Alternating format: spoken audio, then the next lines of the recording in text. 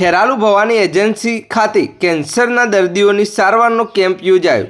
પરેશભાઈ દેસાઈ ચબુતરાવાળાના ત્યાં છેલ્લા દોઢેક વર્ષથી કેન્સરના દર્દીઓની મફત સારવારનો કેમ્પ દર મહિને 30 તારીખે થાય છે। રાજકોટ મોડાસા આશ્રમના વૈદ અર્જુન નંદગીરી મહારાજ દ્વારા કેન્સરના દર્દીઓનું નિદાન સારવાર કરવામાં આવે છે।